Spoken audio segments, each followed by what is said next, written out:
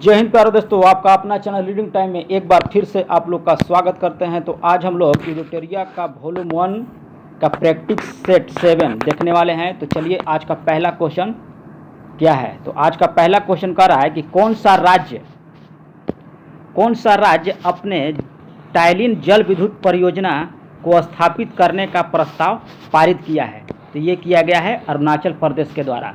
3,97 megawatt की यह परियोजना है जो अरुणाचल प्रदेश में स्थापित की जाने की घोषणा की गई है। यह परियोजना जो है दिवांग नदी पर स्थित है। कहाँ है? दिवांग नदी पर स्थित है। अगला क्वेश्चन कर रहा है कि भारत के रक्षा मंत्री राजनाथ सिंह को किस देश ने तेजस नामक सफ़ेद घोड़ा उपहार में दिया है। तो यह दिया गया है मंगोलिया के द्वारा। अब मंगोलिया के राष्ट्रपति कौन है? उटकागिन खुरेल सुख हैं। अगला क्वेश्चन कह रहा है कि सर्कल नामक नई सुविधा देने वाला सोशल मीडिया प्लेटफॉर्म किसके द्वारा स्टार्ट किया गया है। तो ये किया गया है ट्विटर के माध्यम से। सर्कल नामक सुविधा देने वाला सोशल मीडिया ऐप कौन सा दिया है? प्लेटफॉर्म दिया है ट्विटर के माध्यम से। अगला है कि इलेक्ट्रॉनिक बैंक गारंटी जारी करने वाला भारत का पहला बैंक कौन सा है। तो ये बन गया है HDFC बैंक बन गया है। HDFC की स्थापना पूछेगा तो ये हुआ था 1994 ईस्वी में। HDFC बैंक की स्थापना 1994 ईस्वी में। अब इसका मुख्यालय जो है मुंबई है। कहाँ है? मुंबई है। अगला क्वेश्चन कह रहा है 5 नंबर कि हाल ही के दिनों में चर्चा में रहा मूनलाइट शब्द का संबंध किस क्षेत्र से था। मूनलाइट का पूछ रहा है। मूनलाइट शब्द का संबंध जो है यह रोजगार से था। मूनलाइट का संबंध जो है रोजगार से था। अगला है कि एक्सरसाइज काकडू 2022 का आयोजन किन दो देशों के मध्य आयोजित किया गया। तो ये किया गया भारत और ऑस्ट्रेलिया के मध्य जो है किया गया है। अगला क्वेश्चन कह रहा है ये नौसेना अभ्यास है। याद रखिएगा, पूछेगा कौन सा अभ्यास है। तो ये नौसेना अभ्यास है। अगला है 7 नंबर कि भारत की पहली नाइट स्काई सेंचुरी कहाँ स्थापित की जा रही है। नाइट स्काई सेंचुरी कहाँ स्थापित की जा रही है। तो ये किया जा रहा है आपको लद्दाख में किया जा रहा है। लद्दाख के नए उपराज्यपाल कौन है? BD मिश्रा हैं। BD मिश्रा लद्दाख के नए उपराज्यपाल BD मिश्रा को बनाया गया है। अगला है पद्मश्री पुरस्कार से सम्मानित रामचंद्र मांझी को हाल ही में निधन हुआ। उनका संबंध किस क्षेत्र से था। तो ये लोक नर्तक थे। कौन थे?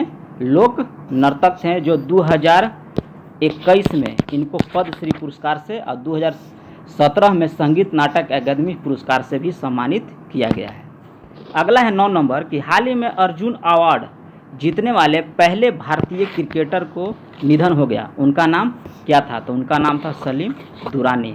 अर्जुन पुरस्कार से जीतने वाले पहले भारतीय क्रिकेटर सलीम दुरानी थे।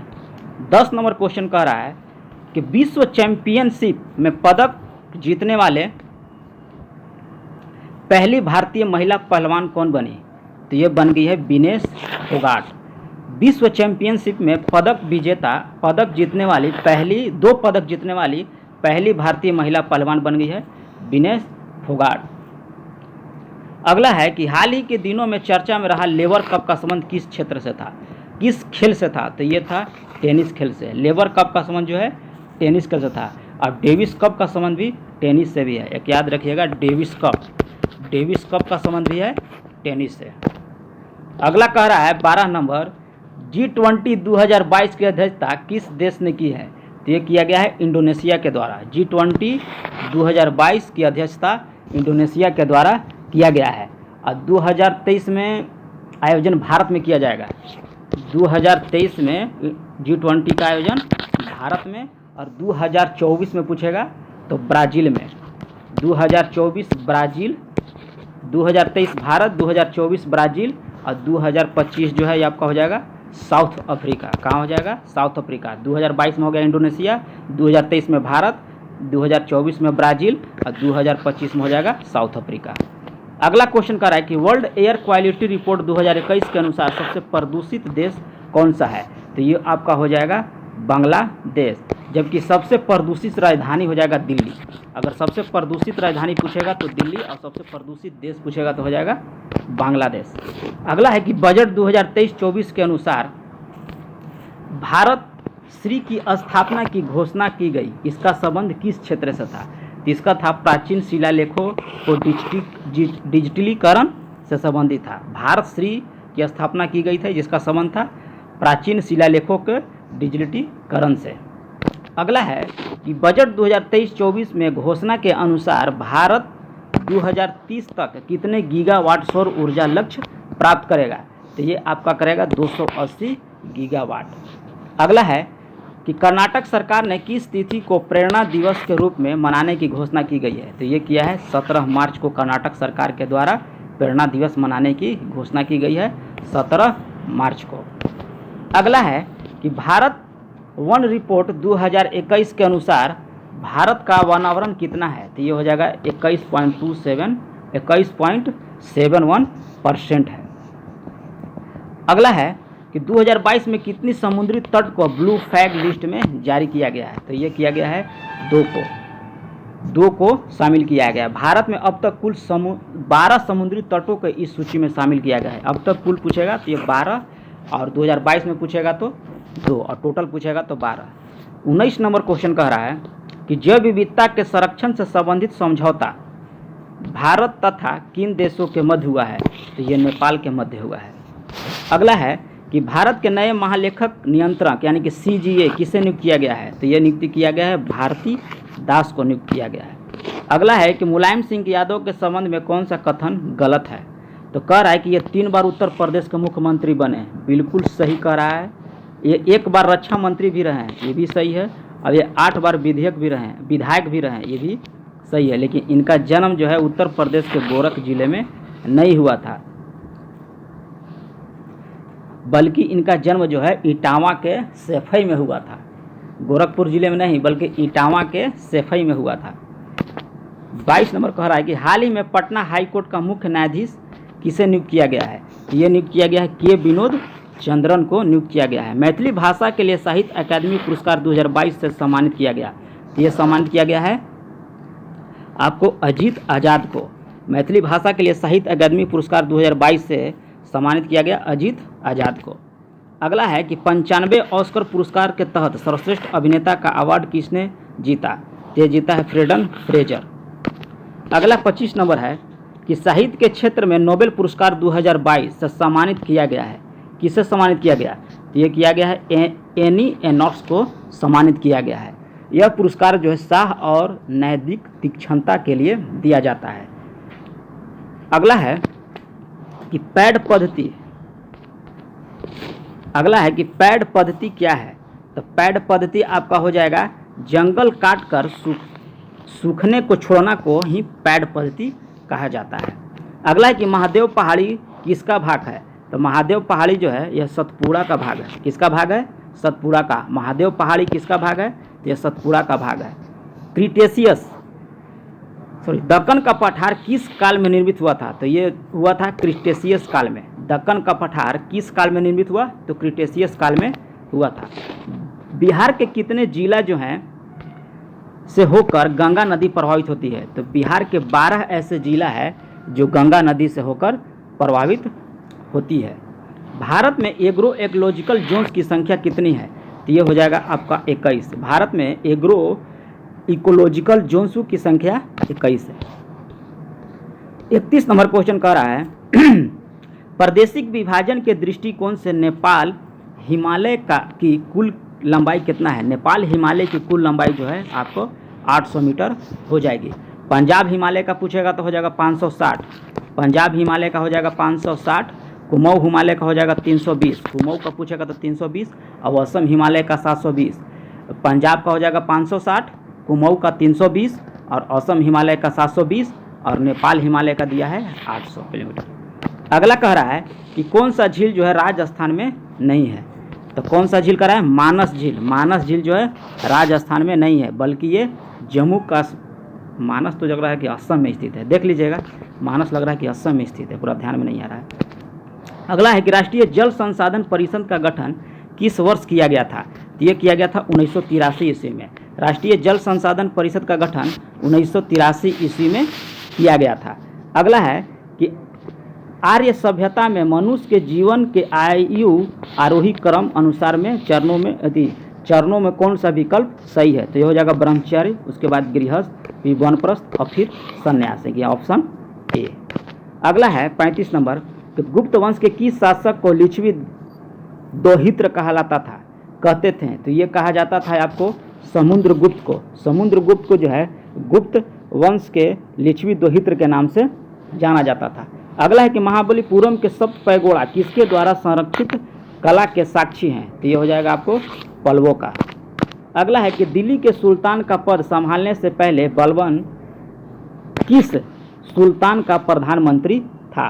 तो ये आपका हो जाएगा नसरुद्दीन का। किसका हो जाएगा? नसरुद्दीन का। अगला क्वेश्चन कह रहा है कि निम्नलिखित को सही सुमेलित कीजिए। तो निजामुद्दीन औलिया का संबंध चिश्ती संप्रदाय से था, बिल्कुल सही कह रहा है। बहाउद्दीन जकरिया का समुदाय सुहर्दी संप्रदाय से, भी सही है। मियाँ मीर कदारी सिलसिले और अहमद सरहिंदी नक्शबंदी सिलसिले, यानी कि चारों सही है, ऑप्शन डी हो जाएगा। दिल्ली में हुमायूं का मकबरा किसने बनाया था? तो हाजी बेगम के द्वारा दिल्ली में हुमायूं का मकबरा बनाया गया था। 40 कह रहा है कि फतेहपुर सीकरी में स्थित नहीं है। तो मोती मस्जिद जो है यह फतेहपुर सीकरी में स्थित नहीं है, बल्कि मोती मस्जिद जो है दिल्ली तथा आगरा के किले में अवस्थित है। मोती मस्जिद कहाँ है? दिल्ली तथा आगरा के किले में स्थित है। बाकी पंचमहल, सलीम चिश्ती का मकबरा और मरियम पैलेस ये फतेहपुर सीकरी में स्थित है। गुरु गोविंद सिंह द्वारा खालसा पंथ की स्थापना किस वर्ष की गई थी? तो गुरु गोविंद द्वारा खालसा पंथ की स्थापना 1699 ईस्वी में किया गया था। 42 नंबर क्वेश्चन कह रहा है कि नादिर शाह के आक्रमण के समय दिल्ली का शासक कौन था? ये था मोहम्मद शाह। नादिर शाह 1739 उसमें आक्रमण किया था, उसमें दिल्ली का शासक जो था मोहम्मद शाह था। अगला है कि बुनियादी शिक्षा का विचार सबसे पहले किसने प्रस्तुत किया था? तो यह महात्मा गांधी के द्वारा प्रस्तुत किया गया था। अगला है 44 नंबर कि निम्न ब्रिटिश व्यक्ति में से किसने स्वीकार किया था कि 1857 का विद्रोह एक राष्ट्रीय विद्रोह था? ये डिजरायली के द्वारा किया गया था। अगला है 45 नंबर क्वेश्चन कह रहा है कि कौन से गोलमेज सम्मेलन में महात्मा गांधी ने भाग लिया था? तो ये द्वितीय गोलमेज सम्मेलन 1931 में भाग लिया था। अगला क्वेश्चन कह रहा है कि 46 नंबर कि संविधान बनाते समय निम्नलिखित में से कौन सा आदर्श वाक्य जो प्रस्तावना में शामिल नहीं किया गया था? तो ये समाजवादी शब्द शामिल नहीं किया गया था। अगला है कि संपत्ति के अधिकार को मौलिक अधिकार के सूची में किसके शासन के दौरान हटा दिया गया? तो ये मोरारजी देसाई के शासनकाल में हटा दिया गया और संपत्ति के अधिकार को अनुच्छेद 31 में समाविष्ट कर दिया गया था 44वां संविधान संशोधन 1978 ईस्वी के द्वारा। अगला है कि पहले वित्त आयोग का गठन कब किया गया था? तो पहले वित्त आयोग का गठन जो है 1951 ईस्वी में किया गया था। पहले वित्त आयोग का गठन 1951 ईस्वी में किया गया था और इसकी अध्यक्षता केसी नियोगी ने की थी। केसी नियोगी की अध्यक्षता में किया गया था पहले वित्त आयोग गठन 1951 ईस्वी में। भारत के राष्ट्रपति पास आपात अधिकार है कितने प्रकार का? 3 प्रकार का आपात अधिकार है, जिसमें अनुच्छेद 352 और 356 और 360। इसमें प्रथम 300 अनुच्छेद राष्ट्रपति आपात से है, 356 जो है राष्ट्रपति शासन से और 360 जो है वृत्तीय आपात से है। अगला है कि भारत में सरकार की संसदीय प्रणाली का कहाँ से ग्रहण किया गया है? तो ये किया गया है ब्रिटिश संविधान से किया गया है। अगला है कि लोकसभा में किसी विधेयक को धन विधेयक के रूप में परिमाणित कौन करता है? तो ये लोकसभा अध्यक्ष करता है। अगला है कि भारतीय संविधान का कौन सा अनुसूची जो है राज्यसभा में सीटों की बंटवारे का निर्धारण करता है? कि 4थी अनुसूची के द्वारा किया जाता है। अगला है कि उच्चतम न्यायालय के सेवानिवृत्त न्यायाधीशों के लिए कहाँ पर वकालत करने की मनाही है? तो ये किया गया भारत के किसी भी न्यायालय में वो वकालत नहीं कर सकता है। अगला है 54 नंबर कि निम्नलिखित में से किस समिति के रिपोर्ट में लोकपाल और लोकायुक्त संस्थाओं की स्थापना की सिफारिश की गई थी? लोकपाल और लोकायुक्त संस्थानों की स्थापना की गई थी। तो यह प्रथम प्रशासनिक सुधार समिति के द्वारा किया गया था। अगला है कि भारतीय संविधान के किस अनुच्छेद में मुख्यमंत्री के कार्यों को परिभाषित किया गया है? तो ये किया गया है अनुच्छेद 167 में मुख्यमंत्री की कार्य का परिभाषित किया गया अनुच्छेद 167 में। अगला है 56 नंबर मोहिनीअट्टम नृत्य का विकास मूलतः किस राज्य में हुआ था? तो मोहिनीअट्टम जो है आपका हो जाएगा केरला। कहाँ हो जाएगा? केरला। पोत निर्माण यार्ड मछगांव डाक शिपयार्ड कहाँ स्थित है? तो ये आपका हो जाएगा महाराष्ट्र में। केंद्रीय खाद्य प्रौद्योगिकी अनुसंधान कहाँ स्थित है? केंद्रीय खाद्य प्रौद्योगिकी और अनुसंधान संस्था कहाँ स्थित है? तो ये आपका हो जाएगा मैसूर में स्थित है। कहाँ स्थित है? मैसूर में स्थित है। 59 नंबर कह रहा है केंद्रीय मृदा संरक्षण बोर्ड का गठन कब किया गया था? तो केंद्रीय मृदा संरक्षण बोर्ड का गठन जो है ये 1953 ईस्वी में किया गया था। अगला है कि किस देश की संसद का नाम राष्ट्रीय पंचायत है? तो नेपाल का संसद का नाम राष्ट्रीय पंचायत है। और भूटान का है त्वेसगोंडू। कौन सी है? भूटान का त्वेसगोंडू। और आपका मालदीव का है मजलिस। मालदीव का है मजलिस। अगला है कि कार्टागेना प्रोटोकॉल का संबंध किस क्षेत्र से था? कार्टागेना प्रोटोकॉल का संबंध जो है ये आपका हो जाएगा जैव सुरक्षा समझौते से संबंधित था, कार्टागेना प्रोटोकॉल। अगला कह रहा है कि गैस जो धान के खेत में उत्सर्जित होती है तथा भूमि के तापमान में वृद्धि करती है, तो ये हो जाएगा आपका मीथेन। अगला है कि जलवायु परिवर्तन का कारण क्या है? तो ये हो जाएगा ओजोन परत का क्षरण, ग्रीन हाउस गैस और प्रदूषण, यानी कि ऑप्शन हो जाएगा डी। अगला 64 नंबर का रहा है कि विश्व जैव विविधता दिवस कब मनाया जाता है? तो विश्व जैव विविधता दिवस मनाया जाता है 22 मई को। अगला है कि निम्नलिखित राज्यों में से किसने भारत की सबसे बड़ी अंतर्देशीय लवणीय आर्द्रभूमि है? तो ये हो जाएगा आपका गुजरात में। 65 नंबर क्वेश्चन का रहा 66 नंबर कि निम्नलिखित में से किस राशि का कोई मात्रक नहीं होता है? तो अपेक्षित घनत्व का कोई मात्रक नहीं होता है। घनत्व का मात्रक होता है किलोग्राम मीटर क्यूब। बल का होता है मात्रक न्यूटन। बल का हो जाएगा आपका न्यूटन। और संवेग का होता है किलोग्राम मीटर प्रति सेकेंड। अगला है कि निम्नलिखित में से किस मामले में कार्य नहीं हुआ है? तो ये जो होता है एक गधा अपनी पीठ पर वजन लेकर चल रहा है, इसका मतलब है कि यहाँ कोई कार्य नहीं हो गया, यानी कि W बराबर होता है एफ एस कोस थीटा और थीटा का मान हो जाएगा 90 और कोस थीटा का मान होता है 0, यानी कि W बराबर हो जाएगा 0, यानी कि कोई कार्य नहीं हुआ। अगला है कि किसी संकुचित स्प्रिंग में समान लंबाई के स्प्रिंग से अधिक ऊर्जा होती है, क्योंकि स्प्रिंग संकुचित होने के कारण इसमें निम्न में से कौन सी ऊर्जा निहित रहती है? तो इसमें होता है स्थितिज ऊर्जा। समीकरण संवेग की गणना कीजिए। संवेग बराबर होता है m इंटू वी। संवेग बराबर होता है m इंटू वी, ऑप्शन हो जाएगा बी।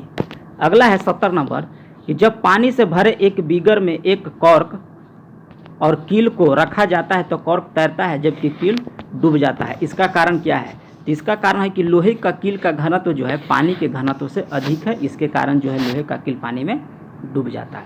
विद्युत चुंबकीय तरंगे नहीं है, तो अल्ट्रासाउंड जो है विद्युत चुंबकीय तरंग नहीं होती है, जबकि एक्स किरणें, गामा किरणें, रेडियो तरंगे, माइक्रोवेव ये सभी जो है विद्युत चुंबकीय तरंग है। अगला है कि कौन सा कथन सत्य है? ध्वनि का वेग होता है, तो ध्वनि का वेग जो है सर्दियों के तुलना में गर्मी में जो है अधिक होता है। अगला है कि जब प्रकाश एक संघन माध्यम से विरल माध्यम में प्रवेश करता है तो इसकी गति पर क्या प्रभाव पड़ता है? तो यह गति इसकी जो है बढ़ जाती है। जब संघन माध्यम से विरल माध्यम में जाएगा तो बढ़ जाएगा और विरल से संघन में जाएगा तो घट जाएगा। अगला 74 नंबर, किसी यौगिक का सबसे छोटी संभव इकाई क्या कहा जाता है? तो यह कहा जाता है अणु। अगला कह रहा है कि कौन सी अधातु जो तरल अवस्था में मौजूद होता है? तो अधातु पूछ रहा है तो ये हो जाएगा ब्रोमीन, और धातु कहेगा तो हो जाएगा पारा। 76 नंबर क्वेश्चन कह रहा है कि समान रासायनिक गुण वाले दो तत्वों के लिए निम्नलिखित में से कौन सा विकल्प सही है? यानी कि दो समान तत्व वाले गुणों के लिए, तो ये आपका हो जाएगा तत्वों के संयोजी इलेक्ट्रॉनों की समान संख्या समान होगी। अगला है कि परमाणु हथियार में उपयोग की जाने वाला सबसे सामान्य समस्थानिक क्या है? यूरेनियम और प्लूटोनियम जो है परमाणु हथियार में प्रयोग किया जाता है। अगला है 78 नंबर, परमाणु का ऑक्सीकरण स्थिति क्या प्रदर्शित करता है? तो ये आपको प्रदर्शित करता है यौगिक का वास्तविक आवेश जो है परमाणु की ऑक्सीकरण स्थिति को प्रदर्शित करता है। अगला है कि आधुनिक आवर्त सारणी के समूह 18 के मूल तत्व अपनी बाह्यतम कक्षा में 8 इलेक्ट्रॉन होने वाले से छोड़कर अन्य सभी को क्या कहा जाता है? ये कहा जाता है निष्क्रिय गैस। अगर 8 रहता है तो संक्रमण तत्व और छोड़कर कहा जाता है निष्क्रिय गैस। अगला है कि कौन सा हाइड्रोजन का क्वथनांक उच्चतम होता है? हाइड्रोजन का क्वथनांक उच्चतम होता है तो ये हो जाएगा आपको आयोडीन का। होता है हैलोजन 17 वर्ग का तत्व होता है। इसमें होता है फ्लोरीन, क्लोरीन, ब्रोमीन और आयोडीन। सबसे कम होगा फ्लोरीन का, उसके बाद क्लोरीन, ब्रोमीन और सबसे अधिक आयोडीन और उसके बाद एस्टिटाइटिन का होता है। अगला है कि हीरे के कार्बन परमाणु के बाहरी कोश में मुक्त इलेक्ट्रॉनों की संख्या कितनी होती है? तो ये आपका हो जाएगा 0। हीरे के कार्बन परमाणु के बाहरी कोश में मुक्त इलेक्ट्रॉनों की संख्या 0 होती है। अगला है ऑक्सीजन की उपस्थिति में अयस्कों को गर्म करने की क्रिया को क्या कहा जाता है? तो अयस्क को गर्म करने की क्रिया को भंजन कहा जाता है। टैक्सिकोलॉजी किसका अध्ययन किया जाता है? तो जहर और विष का अध्ययन जो है टैक्सिकोलॉजी के माध्यम से किया जाता है। मानव शरीर का सबसे बड़ी अंग कौन सी है? तो ये हो जाएगा आपका त्वचा। अगला है कि निम्नलिखित में से कौन सा ऊतक जड़ों से खाद्य पदार्थों का परिसंचन करता है? तो ये करता है फ्लोएम के माध्यम से। 86 नंबर क्वेश्चन कह रहा है कौन सा अंग जो है समरूप अंग कहलाता है? तो लेवेस्टर का पूंछ और हेवेल का फॉल जो है एक समरूप अंग कहलाता है। कौन सा जीव मुकुलन द्वारा प्रजनन नहीं करता है? तो मुकुलन द्वारा प्रजनन जो आपका नहीं करता है ये हो जाएगा एनेलिडा। एनेलिडा जो है मुकुलन के द्वारा नहीं करता, बल्कि हाइड्रा, मूंगा और स्पंज जो है मुकुलन के द्वारा प्रजनन करता है, लेकिन एनेलिडा जो है नहीं करता है। नेक्स्ट क्वेश्चन का 88 नंबर कि छोटी आंत का आंतरिक सतह पर हजारों अंगुलीनुमा आकृति निकली हुई होती है, उन्हें क्या कहा जाता है? तो उन्हें रसांकुर कहा जाता है। छोटी आंत की आंतरिक सतह पर हजारों अंगुलीनुमा आकृति निकली हुई होती है, उन्हें कहा जाता है रसांकुर कहा जाता है।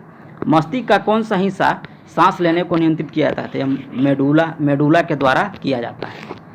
90 नंबर का रहा है कि गर्भाशय किसके माध्यम से योनि में खुलता है? तो ये खुलता है आपका गर्भाशय ग्रीवा के माध्यम से गर्भाशय जो है योनि में खुलता है। कौन सा पौधा थैलोफाइटा के अंतर्गत नहीं आते हैं? तो प्लूनेरिया जो है थैलोफाइटा के अंतर्गत नहीं आते हैं।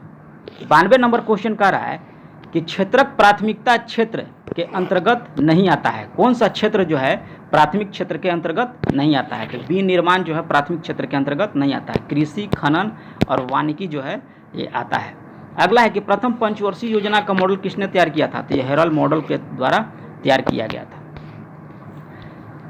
अगला है 94 नंबर कि मिशन इंद्रधनुष की शुरुआत कब की गया था?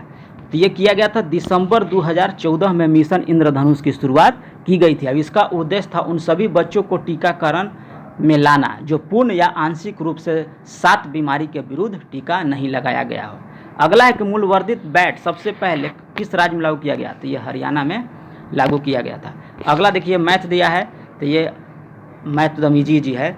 देखिए कह रहा है 3/5 प्लस b माइनस ए, तो 5 में से 4 घटाएंगे तो 1, अब b प्लस 1 यानी कि 5 4 9, यहाँ से कीजिएगा तो आ जाएगा 32/45, यानी कि आंसर हो जाएगा एप्पल।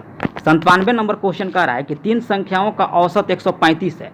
3 संख्या a plus b plus c बराबर हो जाएगा आपका कितना? 135। ठीक, यहाँ औसत कह रहा था, यहाँ 3 से गुना कर देंगे तो हो जाएगा 405। अब अंततः 2 संख्याओं का योग 180 है।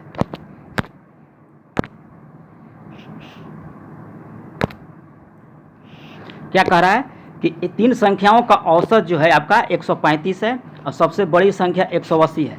तो 135 में 3 से गुना करेंगे क्योंकि औसत कह रहा तो हो जाएगा 405, और 405 में से हम 180 घटा दें क्योंकि एक संख्या तो 100 बड़ी है, तो इसके आपका हो जाएगा 225। और उसके बाद कह रहा है कि 2 संख्याओं का अंतर 25 है, यानी कि 2 संख्याओं का अंतर 25 है, तो 225 में 25 घटा देंगे तो कितना हो जाएगा आपका 200। और उसके पूछ रहा है कि सबसे छोटी संख्या, तो बचा 2, तो 2 में 100 से भाग 200 में 200 भाग दे देंगे तो हो जाएगा आपका 100, यानी कि आंसर हो जाएगा आपका बी। अगला है 98 नंबर कि 10 साल पहले बी की उम्र जो है सी की उम्र से 10 गुनी थी। तो यानी कि 10 साल पहले हम मान लेते हैं कि बी की उम्र और सी की उम्र जो है बी से 10 गुनी थी, तो 10 वर्ष पहले माने तो अब प्रेजेंट में हो जाएगा 10x प्लस 10, अब x प्लस हो जाएगा 10। और फिर क्या कह रहा है? फिर कह रहा है कि उनका वर्तमान में 4:5 है, यहाँ हो जाएगा 10x प्लस 10, अब बटे में हो जाएगा x प्लस 10 इंटू 1 बराबर 1/4। अब यहाँ से आप लोग x का मान निकालिएगा तो आंसर आपका हो जाएगा क्या? हो जाएगा 60 साल। बना लीजिएगा, x का मान निकाल लीजिएगा, एकदम ईजी है। 99 नंबर का रहा है कि कुछ आदमी किसी काम को 40 दिन में करते हैं और परंतु 10 व्यक्ति आ जाने से काम 30 दिन में होता है। तो पहले मान लेते हैं कि x आदमी थे, 40 दिन काम किए और 10 आदमी और आ गए, तो यानी कि x + 10 अब हो गए। अब कितना काम हो रहा है? तो 30 दिन में काम हो रहा है। तो यहाँ से x का मान निकालेंगे तो आपका आंसर हो जाएगा 30। अगला कह रहा है 100 नंबर, 1 रुपये के 3 के हिसाब से टॉफ़ी खरीदी जाती है और 50% लाभ प्राप्त करना है। तो 1/3 और 50%, तो यानी कि 50 100 जोड़ देंगे, यानी कि 150 में 100 है। यहाँ से हो जाएगा 5 दूनी का 10 और 35 आई 15, 3/3, यानी कि 1 रुपया में 2 टॉफ़ी बेचेगा तो उसको 50% का लाभ प्राप्त होगा। तो ये रहा है आप लोग का 100 क्वेश्चन। कैसा लगा ये कमेंट में ज़रूर लिखिएगा, और चैनल पर पहली बार है तो चैनल को सब्सक्राइब कर लीजिए, क्योंकि यहीं पर मिलेगा आप लोग का डेली सेट और कहीं दूसरे चैनल पर जाने की ज़रूरत नहीं है। तो मिलते हैं नेक्स्ट वीडियो में, तब तक के लिए धन्यवाद, और अपना तैयारी बहुत अच्छे तरह से और ढंग से करते रहिए।